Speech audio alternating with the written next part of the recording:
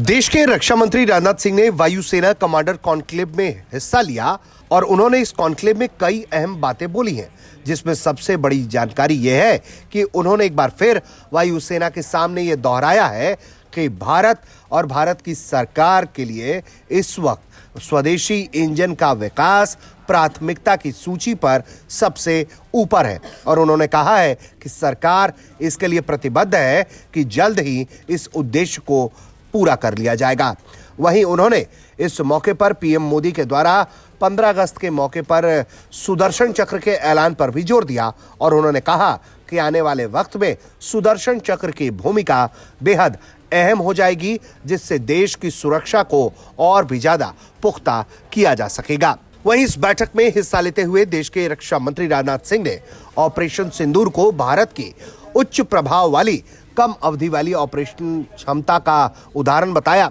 उन्होंने वायुसेना की साहस, गति और सटीकता की सराहना की, जिसमें आतंकवादी शिविरों को नष्ट करना और पाकिस्तान की गैर जिम्मेदार प्रतिक्रिया का करारा जवाब शामिल था। आईएफ जिस तरह से लगातार अपने आप को टेक्नोलॉजी के स्तर पर एडवांस बना रहा है, उसकी भी उन्होंने तारीफ की है और उन्होंने कहा है कि आईएफ को तकनीकी रूप से उन्नत, ऑपरेशनली चुस्त दुरुस्त, रणनीतिक रूप से आत्मविश्वासी और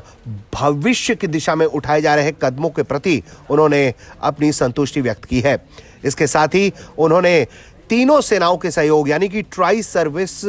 सहयोग पर जोर दिया है और साथ ही निजी क्षेत्र, स्टार्टअप्स और एमएसएमईज के सहयोग की भी बात कही है। कॉन्क्लेव में chief of defence staff general Anil Chauhan और वायुसेना के दूसरे वरिष्ठ कमांडर भी मौजूद थे। सबसे बड़ी बात यह है कि रक्षा मंत्री ने कमांडरों से यह भी कहा है कि ऑपरेशन से सबक लें और दुश्मन की क्षमताओं को समझने के लिए जो भी जरूरी कदम उठाए जाने चाहिए वो उठाया जाए, जिससे भविष्य की जो चुनौतियां हैं उसके खिलाफ एक कठोर रणनीति पहले से ही भारत के पास तैयार हो। इतना ही नहीं, उन्होंने अपने इस भाषण में हवाई शक्ति को रणनीतिक उपकरण करार दिया है। रूस, यूक्रेन और इजराइल हमास युद्धों का भी जिक्र करते हुए रक्षा मंत्री ने कहा है कि आधुनिक युद्धों में हवाई प्रभुत्व निर्णायक है। ऐसे में भारत ने जिस तरह से बालाकोट और ऑपरेशन सिंदूर के दौरान अपनी ताकत का प्रदर्शन किया, उसे और भी ज्यादा मजबूत बनाने की जरूरत है, जिससे आने वाले वक्त में भविष्य की चुनौतियों का काउंटर बेहतर